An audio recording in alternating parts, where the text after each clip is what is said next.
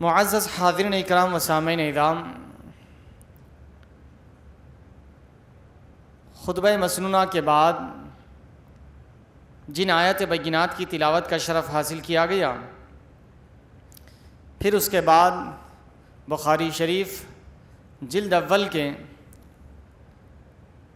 کتاب الحج کتاب المناسک کے ابتدائی 2 احادیث مبارکہ یہاں پر پڑھی گئی۔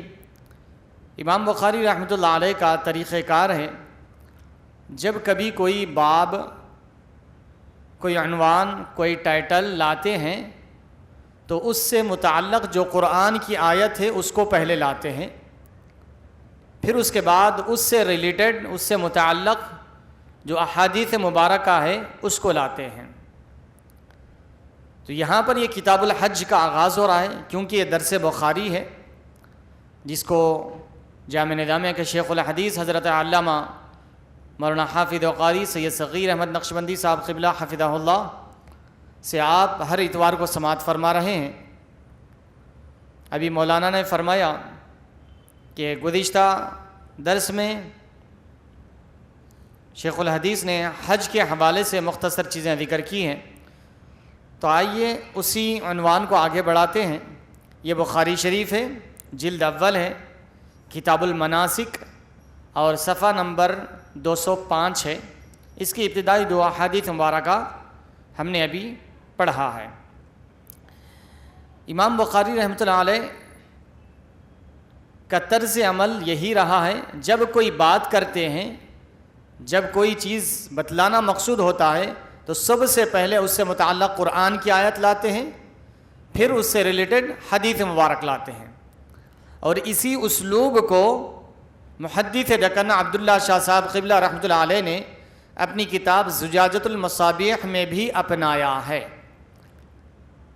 امام بخاری کے طریقے کو محدث دکن علیہ الرحمہ نے بھی زجاجۃ المصابیح میں اپنایا ہے۔ تو آئیے اب کیا فرماتے ہیں امام بخاری رحمۃ اللہ علیہ۔ کتاب المناسک یہ حج کے طریقوں کا بیان ہے۔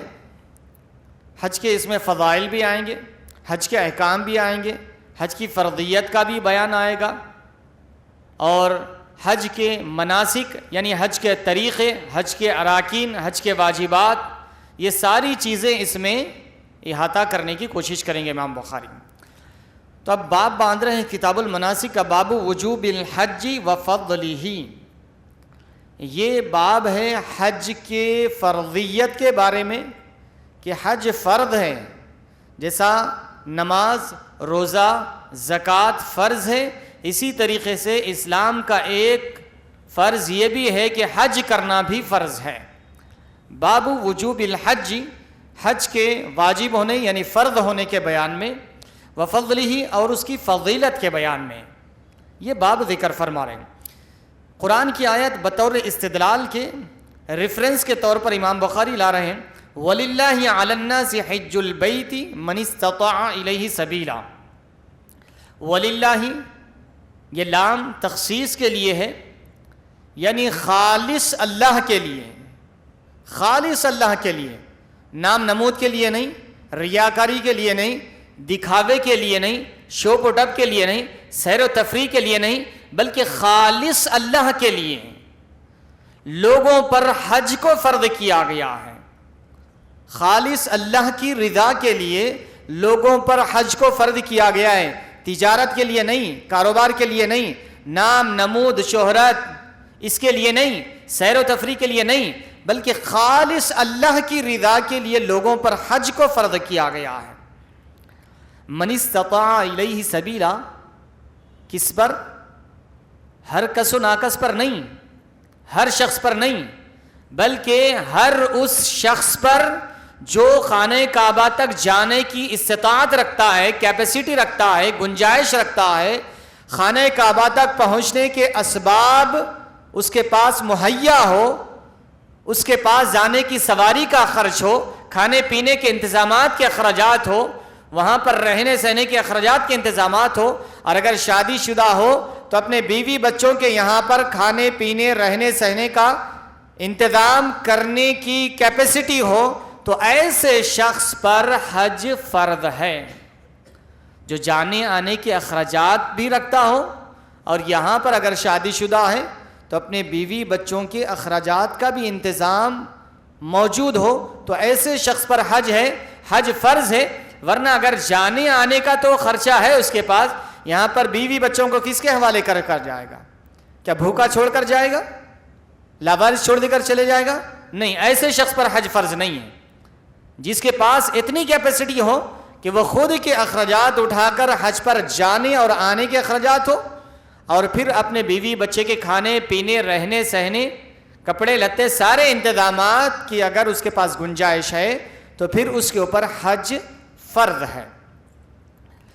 یہ جب آیت کریمہ نازل ہوئی تو حضور پاک صلی اللہ علیہ وسلم نے مکے کے قبائل کو بلایا اور یہ آیت کریمہ سنایا، اے لوگو، اللہ تبارک و تعالیٰ نے تم پر حج فرض کیا ہے، تم میں جو استطاعت رکھتا ہے، تم میں جو گنجائش رکھتا ہے، کیپیسٹی رکھتا ہے، اس پر حج فرض ہے۔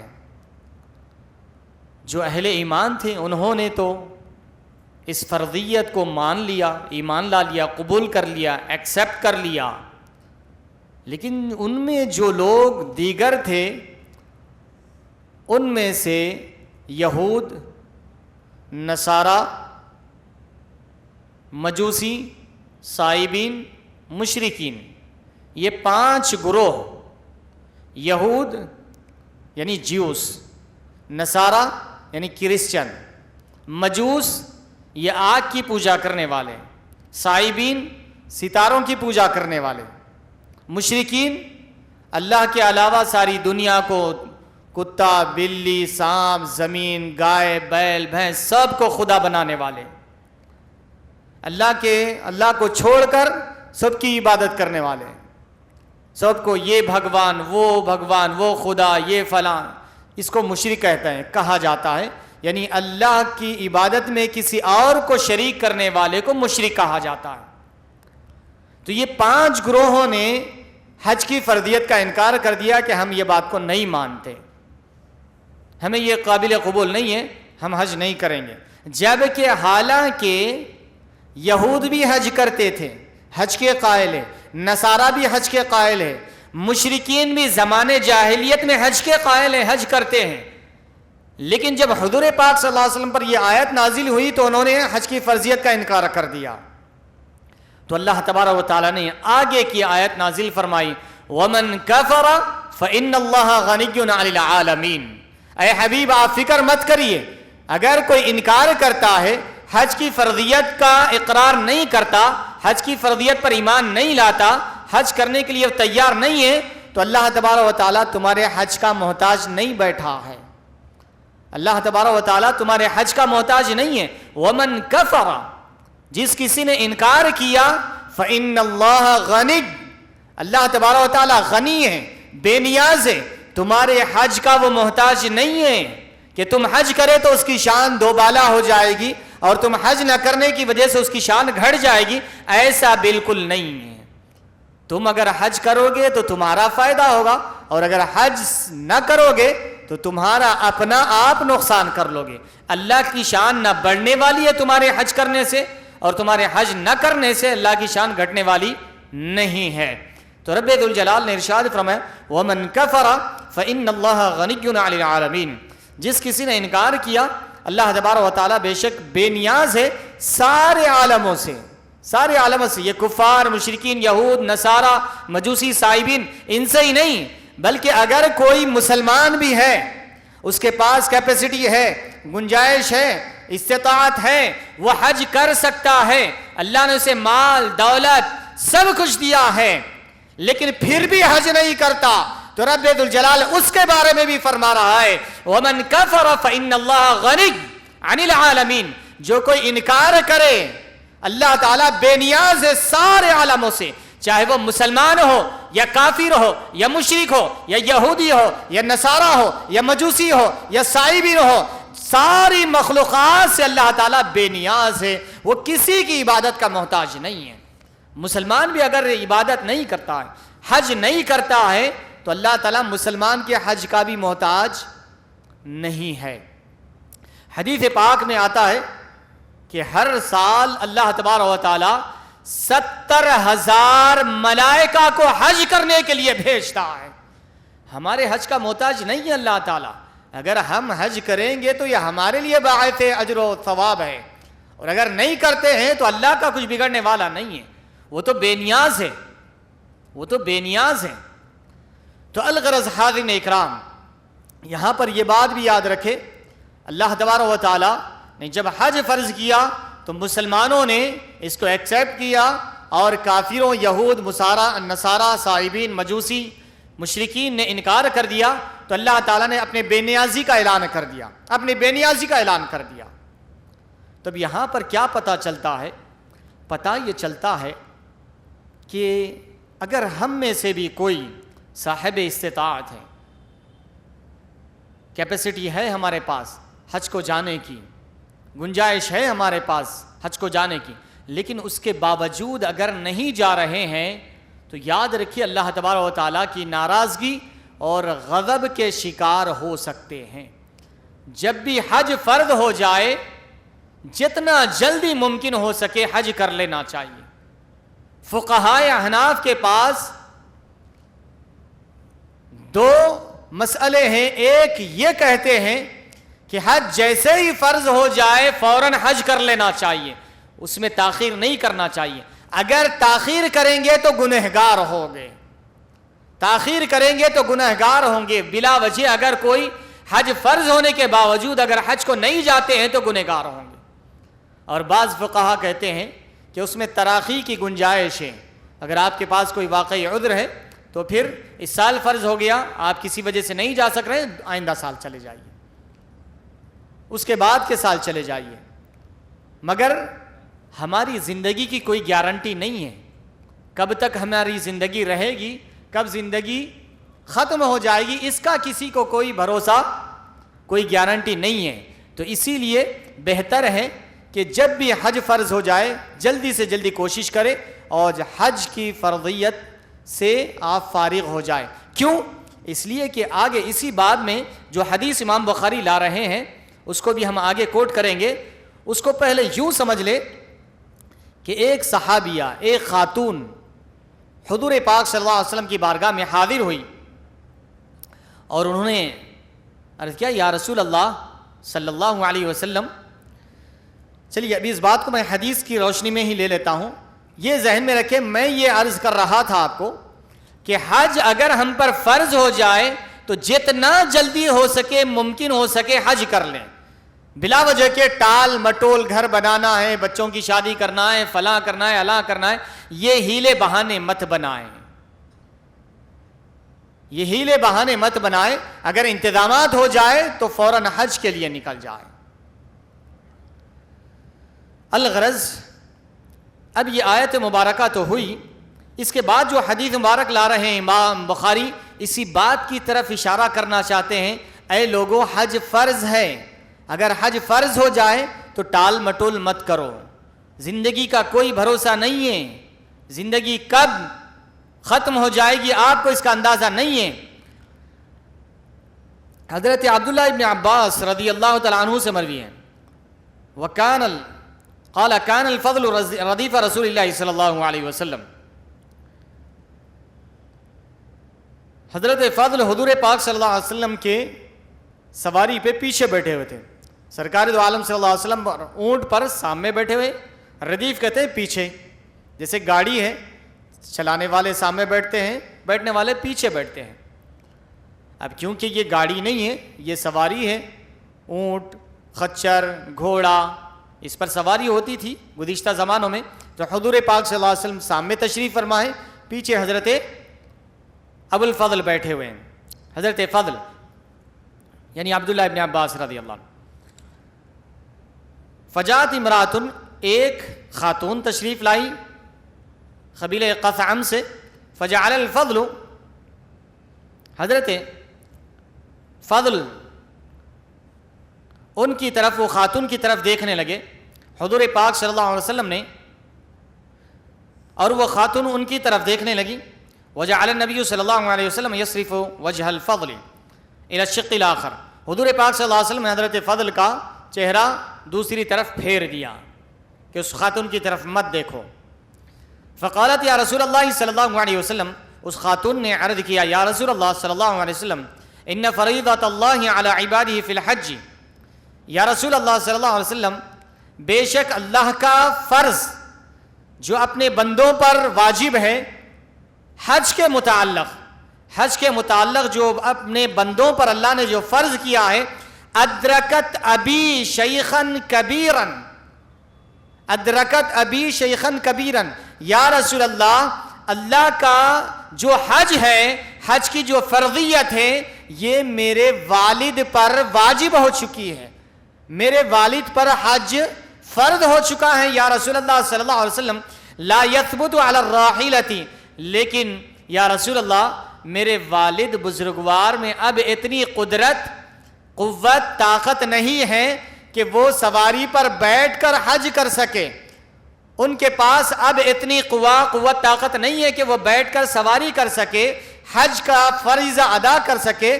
ان کے پاس اب اتنی قوت و طاقت نہیں ہے، وہ عمر رسیدہ ہو چکے ہیں، وہ کمزور ہیں، لاغر ہیں، نحیف ہو چکے ہیں.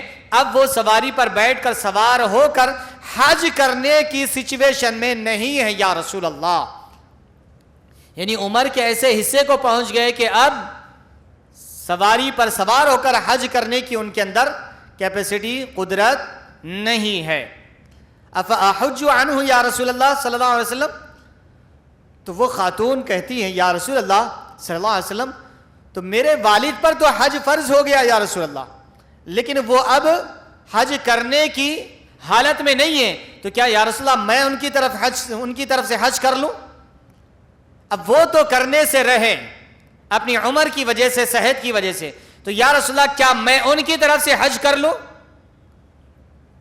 افاحج عنہ یا رسول اللہ قال نعم، تو حضور پاک صلی اللہ علیہ وسلم نے فرمایا ہاں تم ان کی طرف سے حج ادا کر لو. اللہ اکبر. یہاں پر دو چیزیں ہمیں معلوم ہوتی ہیں. ایک تو یہ کہ ہم حج کے فرض ہونے کے بعد اتنا تاخیر نہ کر دے کہ آگے ہماری صحت ہی ساتھ نہ دے کہ ہم حج ادا کرنے کے قابل ہوں، اتنا تاخیر نہ کریں. پھر دوسرا مسئلہ یہ معلوم ہو رہا ہے کہ اگر ہم حج فرض ہونے کے باوجود کسی وجہ سے نہیں کر سکے تو کم از کم کسی شخص کو حج بدل کرا دے. یہاں پر یہ جو خاتون، یہ جو عورت ہے آ کر کہہ رہی ہے اپنے والد کے بارے میں یا رسول اللہ کیا میں اپنے والد کی طرف سے حج کر سکتی ہوں؟ تو حضور نے فرمایا ہاں تم اپنے والد کی طرف سے حج کر سکتی ہو. تو اگر ہم اپنا صحت وغیرہ کے مسائل کی وجہ سے یا عمر ساتھ نہیں دے رہی ہے، اب آخری وقت ہے، تو وصیت کر دے کم از کم کہ میرے مال میں سے 1/3 مال میں سے کسی شخص کو حج بدل کرا دیا جائے میری طرف سے، کیونکہ فرض ہونے کے بعد حج نہ کرنا یہ بڑا سخت ترین گناہ ہے. اگر اسی حالت میں ہم چلے جائیں گے تو اللہ کے پاس گرفت ہو سکتی ہے. تو الغرض حاضرین اکرام، تو اگر حج فرض ہو جائے تو جتنا جلدی ممکن ہو سکے حج کا فریضہ ادا کر لے. پھر اس کے بعد اس میں یہ چیز بھی یاد رکھے کہ حج حتی المقدور حلال کمائی کے ذریعے کیا جائے، پاکیزہ مال کے ذریعے کیا جائے، محنت کی کمائی کے ذریعے حج کیا جائے. کیوں؟ اس لیے کہ جس خانہ کعبہ کو جا رہے ہیں ہم حج کرنے کے لیے، اس کا طواف کرنے کے لیے، اس کی زیارت کے لیے جو جا رہے ہیں، وہ خانہ کعبہ جو حج یا عمرہ کر چکے ہیں وہ حضرات جانتے ہیں کہ وہ خانہ کعبہ کے بازو میں تھوڑی سی جگہ ہے جس کو حتیم کہا جاتا ہے. حتیم کہا جاتا ہے. حتیم کیا ہے؟ یہ زمین کا ایک چھوٹا سا حصہ ہے. در حقیقت وہ خانہ کعبہ کی جگہ ہے. خانہ کعبہ کی جگہ ہے. وہ جب ابراہیم علیہ السلام کو خانہ کعبہ کی تعمیر کرنے کا حکم دیا گیا تھا تو وہ پوری جگہ پر حضرت ابراہیم علیہ السلام نے خانہ کعبہ کو تعمیر کیا تھا. پھر بعد میں طوفان کی وجہ سے خانہ کعبہ کی دیواریں منہدم ہو گئی، گر گئی، تو اہل مکہ نے پھر جب تعمیر کیا تو اس وقت ان کے پاس حلال کمائی، پاکیزہ مال اتنا نہیں تھا کہ وہ پوری جگہ پر عمارت تعمیر کرے خانہ کعبہ کی، کیونکہ وہ جگہ بڑی تھی، وہ پورے پلیس پر عمارت کرنے کی اتنا مال دولت ان کے پاس نہیں تھا، پاکیزہ کمائی نہیں تھی ان کے پاس، پاک مال نہیں تھا، تو جتنا پاک مال تھا اتنا حصہ خانہ کعبہ کی تعمیر میں لیا اور ماں باقی تھوڑا سا حصہ باہر چھوڑ دیا۔ کیا وجہ؟ صرف وجہ یہی تھی کہ پاکیزہ مال ہمارے پاس اتنا ہے، ہم اتنے ہی کی ہی تعمیر کریں گے، اور اگر یہ پورا شامل کرتے ہیں تو خانہ کعبہ کی تعمیر پوری مکمل نہیں ہو سکتی ہے، لہذا کچھ حصہ چھوڑ دیا۔ اس میں دو حکمتیں ہیں، ایک حکمت تو یہ تھی کہ ہم حرام کمائی کے ذریعے، لوٹ مار کے ذریعے جو مال، چونکہ اہل مکہ ان کے پاس کوئی انکم سورس نہیں تھا، تجارت کے ذریعے، تجارت ہی ان کا ایک ذریعہ معاش تھا، اب اس میں جو لوگ تھے بعض لوٹ مار وغیرہ ایسے اقسام کے ان کے پاس مال دولت ہوتا، اس کا ہڑپ لیا، اس کا جس کی جو طاقتور ہوتا کمزور کا مال چھین لیتا، الغرض یہ اس طریقے کا ماحول تھا۔ لیکن جو سرداران مکہ تھے انہوں نے یہ ڈیسائیڈ کیا پاکیزہ مال کے ذریعے ہم جتنا ہو سکتی اتنی عمارت تعمیر کریں گے، ماں باقی حصہ ہم اس کو کھلا چھوڑ دیں گے، الغرض یہ کھلا چھوڑ دیا گیا۔ ایک وجہ یہ تھی کہ کوئی اس میں غلط پیسہ نہ لگایا جائے۔ پھر اس کے بعد حضور پاک صلی اللہ علیہ وسلم نے ارشاد فرمایا، اب بعد میں خانہ کعبہ کی تعمیر ہوئی، جب مال وافر مقدار میں تھا، جب اس حصے کو شامل کر لیا جا سکتا تھا لیکن پھر بھی شامل نہیں کیا گیا۔ اس کی حکمت یہ ہے کہ حضور پاک صلی اللہ علیہ وسلم نے ارشاد فرمایا کہ میرا ہر امتی یہ چاہے گا کہ خانہ کعبہ کے اندر نماز ادا کرے، خانہ کعبہ کے اندر نماز کرے، لیکن یہ ممکن نہیں ہوگا، یہ پاسبل نہیں ہوگا کہ ہر شخص ہزاروں کی تعداد میں، لاکھوں کی تعداد میں خانہ کعبہ کے اندر جانے آنے میں بھگدڑ ہو جائے گی، لوگ ایک دوسرے کے قدموں میں آ کر ہلاک ہو جائیں گے، یہ حالت پیدا ہو جائے گی، یہ سچویشن ہوگی، اس لیے اتنے حصے کو باہر ہی رکھا گیا، مال ہونے کے باوجود، پاکیزہ اور حلال مال ہونے کے باوجود وہ حصے کو شامل نہیں کیا گیا، اس لیے کہ پیارے حبیب صلی اللہ علیہ وسلم نے فرمایا کہ خانہ کعبہ کے باہر جو حتیم کا حصہ ہے اس میں میرا امتی کوئی نماز پڑھتا ہے تو خانہ کعبہ کے اندر نماز پڑھنے کا اجر و ثواب دیا جائے گا، خانہ کعبہ کے اندر نماز پڑھنے کا اجر و ثواب دیا جائے گا۔ اب یہاں پر تو ہر عام خاص سیلیبریٹیز اور وی آئی پیز ہر کوئی یہاں پر پڑھ لے سکتا ہے۔ اب کوئی مسلم کنٹری کا کوئی وزیر اعظم، کوئی بڑے شخصیات جاتے ہیں تو ان کو خانہ کعبہ کھول کر اندر نماز پڑھنے کی اجازت دی جاتی ہے، لیکن قربان جائیے پیارے حبیب صلی اللہ علیہ وسلم پر کہ ہمارا اور آپ کا اتنا خیال کیا کہ وسعت ہونے کے باوجود، حلال کمائی ہونے کے باوجود، سارا روپیہ پیسہ ہونے کے باوجود اس حصے کو خانہ کعبہ میں تعمیر میں شامل نہیں کیا، اس لیے کہ میری امت کا ہر فرد یہی چاہے گا کہ خانہ کعبہ کے اندر نماز پڑھے، لیکن وہاں کی حکومتیں اس کو اجازت نہیں دے گی، اس لیے حضور پاک صلی اللہ علیہ وسلم آگے کے احوال کو جانتے تھے، اس لیے حتیم کے حصے کو کھلا چھوڑ دیا، یہاں پر میرا ہر امتی نماز پڑھ لے سکتا ہے، جو پڑھے گا تو حتیم میں، لیکن اس کو اجر و ثواب ملے گا خانہ کعبہ کے اندر نماز پڑھنے کا۔ سبحان اللہ، سبحان اللہ۔ تو حاضرین اکرام، یہ حج کا ایک پہلو ہے کہ حلال کمائی کی بڑی اہمیت ہے حج میں، حلال کمائی کی بڑی اہمیت ہے حج میں، اس کو یاد رکھیں۔ پھر اس کے بعد یہاں پر یہ بات بھی یاد رکھے، کوئی اپنے اوپر نہ لے، میں کامن بات کر رہا ہوں، بہت سارے لوگ حلال کمائی ان کا انکم سورس ہوتا ہے، ذریعہ معاش ہوتا ہے، یہ بہت ہی قابل مبارکباد ہے۔ نبی پاک علیہ الصلاۃ والسلام نے ارشاد فرمایا، ایسے کئی حجاج ہیں حاجی ہے، حج پر جاتے ہیں، احرام باندھ لیے ہیں، تلبیہ شروع کر دیا ہے اور اللہ کی بارگاہ میں عرض کر رہا ہے لبیک اللہم لبیک، اے باریلا میں حاضر ہوں، میں تیری بارگاہ میں حاضر ہوں حج کے لیے، عمرے کے لیے، تیرے گھر کی زیارت کے لیے، کہ تیرے گھر کو دیکھنے کے لیے، تیرے گھر کا طواف کرنے کے لیے میں حاضر ہوں تیری بارگاہ میں۔ اللہ اکبر۔ حضور پاک صلی اللہ علیہ وسلم ارشاد فرماتے ہیں، ادھر سے آواز آتی ہے اللہ تعالیٰ کی طرف سے، لا لبیک لا لبیک، تیری حاضری ہمیں قابل قبول نہیں ہے، تیرا آنا ہمارے لیے قابل قبول نہیں ہے۔ غدی بالحرام انا یستجاب، اے انسان، اے شخص، تو حج کے لیے آ رہا ہے، تیرا حج ہمیں قابل قبول نہیں ہے، تیری حاضری ہمارے لیے قابل قبول نہیں ہے۔ کیوں؟ ارشاد ربانی ہوتا ہے ادھر سے، اس لیے کہ تیری کمائی کا ذریعہ حرام ہے، تیرا کھانا پینا حرام کے ذریعے سے ہے، تیرا حج حرام کمائی کے ذریعے ہو رہا ہے، تیرا حج ہماری بارگاہ میں قابل قبول نہیں ہے۔ اللہ اکبر، اللہ کی پناہ، اللہ کی پناہ۔ اس چیز سے حتی المقدور بچنے کی کوشش کرے، پاکیزہ اور حلال کمائی کے ذریعے حج کرے۔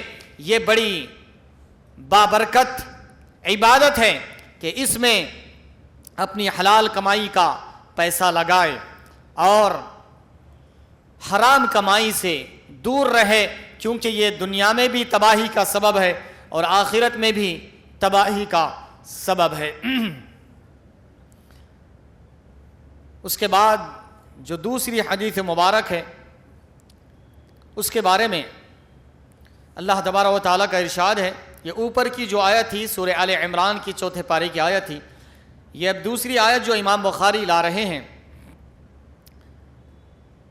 17واں پارہ ہے، سورہ حج کی آیت ہے۔ باب قول اللہ تعالی، اللہ تبارک و تعالیٰ کا قول ہے، یأتوک رجالا وعلی کل ضامر یأتین من کل فج عمیق لیشہدوا منافع لہم۔ فرماتے ہیں کہ حضرت سیدنا ابراہیم علیہ السلام کو اللہ تبارک و تعالیٰ نے خانہ کعبہ کی تعمیر کا حکم دیا۔ 10 منٹ ہے نا؟ خانہ کعبہ کی تعمیر کا حکم دیا۔ وَإِذْ يَرْفَعُ إِبْرَاهِيمُ الْقَوَاعِدَ مِنَ الْبَيْتِ وَإِسْمَاعِيلُ، پہلے پارے میں یہ تفصیلاً ذکر ہے، میں تفصیل میں نہیں جاؤں گا، اصل بات جو ہے وہ عرض کر کے بات ختم کرتا ہوں۔ اللہ تبارک و تعالیٰ نے خانہ کعبہ کی تعمیر کا حکم دیا حضرت سیدنا ابراہیم علیہ السلام کو۔ حضرت ابراہیم علیہ السلام خانہ کعبہ کی تعمیر کیے اور حضرت اسماعیل علیہ السلام آپ کا ساتھ دیے۔ ابھی آپ کا بچپن تھا، آپ پتھر اٹھا کر لا کر دیتے تھے، حضرت ابراہیم علیہ السلام خانہ کعبہ کی دیواریں جماتے تھے۔ الغرض جماتے جماتے اب دیوار ذرا بلندی پر پہنچ گئی تو پھر ذرا اونچا کرنا پڑا۔ اسماعیل علیہ السلام چھوٹے تھے، ایک پتھر لایا گیا، اس پر کھڑے ہو کر حضرت ابراہیم علیہ السلام وہ دیواروں کی تعمیر کرنا شروع کریں خانہ کعبہ کی۔ پھر اس کے بعد اس پتھر کا عالم یہ تھا، علماء اکرام فرماتے ہیں کیونکہ دیواریں تو بلند ہو چکی تھی، ادھر اسماعیل علیہ السلام چھوٹے ہیں، بچپن ہیں، جب دیوار تعمیر کرنا ہوتا، پتھر اوپر لگانا ہوتا، یہ پتھر ہوا میں بلند ہو جاتا، ابراہیم علیہ السلام دیوار جما دیتے تھے، اور جب اسماعیل علیہ السلام سے پتھر لینا ہوتا وہ پتھر نیچے آ جاتا تھا، اور جب دیوار تعمیر کرنا ہوتا تھا اوپر جاتا تھا، اور آپ اس طریقے سے تعمیر کر دیتے تھے۔ یہ پتھر پر کھڑے ہو کر ابراہیم علیہ السلام نے خانہ کعبہ کی تعمیر فرمایا۔ ایک بات یہاں پر آپ نے سماعت فرما لی، جب خانہ کعبہ کی تعمیر مکمل ہو گئی تو اللہ تعالیٰ نے حکم دیا وَأَذِّن فِي النَّاسِ بِالْحَجِّ، اے ابراہیم لوگوں میں حج کا اعلان کر دو۔ خانہ کعبہ کی تعمیر تو مکمل ہو چکی ہو، خانہ کعبہ کی تعمیر مکمل ہو چکی ہے، اللہ کا گھر تیار ہو چکا ہے، لوگوں میں اعلان کر دو کہ وہ اللہ کے گھر کا حج کرے، طواف کرے، زیارت کرے، خانہ کعبہ کے اطراف چکر لگائے، اعلان کر دو. ما یبلغ صوتی، ابراہیم علیہ السلام نے عاجزی، بے بسی، لاچاری کا اظہار فرمایا. اے بار اللہ میں اعلان کر دوں گا لیکن میری آواز لوگوں تک کہاں پہنچے گی؟ کون سنے گا میری آواز؟ کیونکہ خانہ کعبہ جو ہے وہ بالکل ڈاؤن میں ہے. پورا اطراف سے جو حجاج اکرام ہیں یا معتمرین ہیں جو جا کر آئے ہیں انہیں پتا ہے کہ اطراف میں پوری پہاڑیاں ہیں، اطراف میں پوری پہاڑیاں ہیں. یہ گڑھے میں ڈاؤن میں ہے خانہ کعبہ. اگر بارش ہو جائے تو پورے پہاڑوں سے پانی جمع ہو کر خانہ کعبہ میں جمع ہو جاتا ہے، وہ ایریے میں جمع ہو جاتا ہے کیونکہ راستہ نکلنے کے لیے نہیں ہے. تو الغرض میری آواز لوگوں تک نہیں پہنچے گی. بار اللہ ما یبلغ صوتی. تو رب ذوالجلال نے فرمایا اے ابراہیم کیوں فکر کرتے ہو، کیوں فکر کرتے ہو؟ علیک الاذان وعلینا البلاغ. اے ابراہیم تمہاری ذمہ داری صرف اعلان کرنا ہے، آواز لگانا ہے. اس آواز کو چپے چپے تک، کونے کونے تک، دنیا کے سارے حصوں میں پہنچانا یہ ہماری ذمہ داری ہے. دنیا کے خطے خطے، کونے کونے میں پہنچانا یہ ہماری ذمہ داری ہے. ابراہیم تم صرف اعلان کر دو، صرف اعلان کر دو. تو ابراہیم علیہ السلام اسی پتھر پر جو خانہ کعبہ کی تعمیر کیے اس پتھر پر کھڑے ہو گئے، اس پتھر پر کھڑے ہو گئے. حدیث پاک میں آتا ہے وہ پتھر بلند ہوتا گیا، وہ پتھر بلند ہوتا گیا، اوپر اٹھتا گیا، اوپر اٹھتا گیا. ابراہیم علیہ السلام اوپر جاتے گئے، اوپر جاتے گئے، اوپر جاتے گئے، یہاں تک کہ حدیث پاک میں آتا ہے مکہ کے اطراف، خانہ کعبہ کے اطراف جتنے پہاڑی ہیں، جتنے پہاڑ ہیں، ان پہاڑوں سے بھی اوپر یہ پتھر چلا گیا، ان پہاڑوں سے بھی اوپر یہ پتھر چلا گیا. اس کے بعد ابراہیم علیہ السلام نے اعلان کیا یا ایھا الناس قد بنا لکم ربکم بیتا فاجیبوا ربکم. اے لوگو تمہارے رب نے تمہارے لیے خانہ کعبہ کی تعمیر کا حکم دیا ہے. خانہ کعبہ تعمیر ہو چکا ہے، آؤ اس کا حج کرو، اس کی زیارت کرو، اس کا طواف کرو. حدیث پاک میں آتا ہے جب ابراہیم علیہ السلام نے یہ اعلان کیا تو اللہ تعالیٰ نے اس آواز کو دنیا کے سارے خطے میں، کونے کونے میں پہنچا دیا. دنیا کے سارے خطوں میں، پوری دنیا میں اس آواز کو پہنچا دیا. صرف دنیا تک نہیں بلکہ رسول پاک علیہ السلام ارشاد فرماتے ہیں جو ابھی دنیا میں نہیں آئے تھے، جو انسان ابھی دنیا میں نہیں آئے تھے، یا تو اپنے ماں کی پیٹ میں بطور حمل کی شکل میں تھے، یا ابھی ماں کے پیٹ میں نہیں آئے تھے، اپنے باپ کی پشت میں تھے، ان لوگوں تک بھی اللہ تعالیٰ نے اس آواز کو پہنچا دیا. جو اپنے ماں کے پیٹوں میں تھے یا باپ کی پشت میں تھے، کیونکہ ہم اور آپ تو نہیں تھے 1400 سال پہلے. جو اپنے ماں کے پیٹوں میں یا باپ کی پشت میں تھے ان سب تک اللہ تبارک و تعالیٰ نے آواز کو پہنچا دیا. جیسے یہ آواز جس تک گئی اس نے لبیک کہا، لبیک لبیک لبیک. رسول پاک صلی اللہ علیہ وسلم ارشاد فرماتے ہیں جس کی قسمت میں جو ابراہیم علیہ السلام کے اعلان پر لبیک کہا وہ زندگی میں ایک نہ ایک مرتبہ حج کرے گا. جس نے ایک مرتبہ لبیک کہا وہ زندگی میں ایک مرتبہ حج کرے گا. جس نے 2 مرتبہ لبیک کہا وہ 2 مرتبہ حج کرے گا. جس نے 3 مرتبہ لبیک کہا وہ 3 مرتبہ کہے گا. الغرض جو جتنے دفعہ ابراہیم علیہ السلام کے اعلان پر لبیک کہا خوشی میں، وہ زندگی میں اتنے حج یا عمرے ادا کرے گا. سبحان اللہ، قابل مبارکباد ہے وہ لوگ جو ایک سے زائد حج یا عمرے کر رہے ہیں. انہوں نے جب ابراہیم علیہ السلام کا اعلان ہوا تو انہوں نے، کیونکہ بعض دفعہ ایسا ہم دیکھتے ہیں بچے بعض دفعہ خوشی میں ہوتے ہیں، استاد یا ماں باپ بعض دفعہ بلائے تو نہیں آتے، انجان مار دیتے ہیں، اپنے کھیل کود میں مصروف ہو جاتے ہیں. لیکن بعض دفعہ بچے اگر خوشی میں ہیں آپ پکاریے جی آ رہا ہوں، ایک نہیں ایک سے زائد مرتبہ بولتے ہیں، ایک سے زائد مرتبہ بولتے جی ابو جان آ رہا ہوں. تو یہ معاملہ ایسا ہی ہے جب اللہ تعالیٰ کی طرف سے اعلان ہو رہا تھا. ابراہیم علیہ السلام اعلان کر رہے ہیں اللہ کے گھر کی زیارت کے لیے آؤ، اللہ کے گھر کا حج کرنے کے لیے آؤ. بندگان خدا جن کے دلوں میں اللہ کی محبت، الفت، مودت تھی، وہ مارے خوشی کے ایک مرتبہ کہنے کے کئی مرتبہ لبیک لبیک لبیک کہنے لگ گئے، کئی مرتبہ لبیک لبیک کہنے لگ گئے۔ جتنے دفعہ لبیک کہا اتنے دفعہ وہ زندگی میں حج یا عمرہ ادا کریں گے۔ تو اب آخری بات یہ ہے کہ جس پتھر پر کھڑے ہو کر ابراہیم علیہ السلام نے خانہ کعبہ کی تعمیر کی، اور جس پتھر پر کھڑے ہو کر خانہ کعبہ کے اطراف جتنے پہاڑ ہیں ان سے اوپر بلندیوں پر لے جانے والا پتھر، اس پتھر کا نام ہے مقام ابراہیم۔ سبحان اللہ، اس پتھر کا نام ہے مقام ابراہیم۔ حجاج اکرام جہاں پر حاجیوں پر واجب ہے کہ وہاں پر تمہارا حج یا عمرہ جب مکمل ہو جائے تو 2 رکعت مقام ابراہیم کے پاس جا کر پڑھنا واجب ہے، کمپلسری ہے 2 رکعت جا کر وہاں پر پڑھنا۔ وہ کوئی خانہ کعبہ نہیں ہے، وہ اللہ کا گھر نہیں ہے، یہ وہ پتھر ہے جو ابراہیم علیہ السلام کی خدمت میں تھا، ابراہیم علیہ السلام کی تعمیر میں تھا، تعمیر کعبہ میں ساتھ دیا اور اعلان کرتے وقت بلندیوں پر پہنچانے والا پتھر ہے۔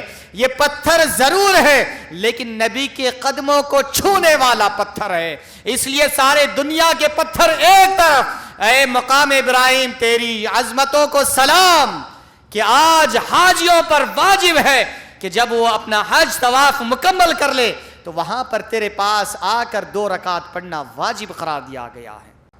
ہم تو انسان ہیں، اشرف المخلوقات ہیں، نبی کا کلمہ پڑھنے والے ہیں، نبی سے بے لوث محبت کرنے والے ہیں، تو رب ذوالجلال ہمیں کیوں کر محروم کرے گا۔ اللہ تبارک و تعالیٰ سے دعا ہے کہ رب تبارک و تعالیٰ ہم میں سے ہر ایک کو حج اور عمرے کی سعادت سے بہرہ ور فرمائیں۔ اے بار ہم میں جو استطاعت رکھتے ہیں انہیں جلد از جلد حج اور عمرہ کرنے کی توفیق نصیب فرما۔ اے بار ہم میں سے جو قابل استطاعت نہیں ہیں ہمیں بھی صاحب استطاعت بنا دے اور جلد از جلد تیرے گھر کی زیارت کرنے والوں میں شامل فرما دے۔ وصلی اللہ تعالی وسلم علی خیر خلقی سیدنا محمد وعلی آلہ وصحبہ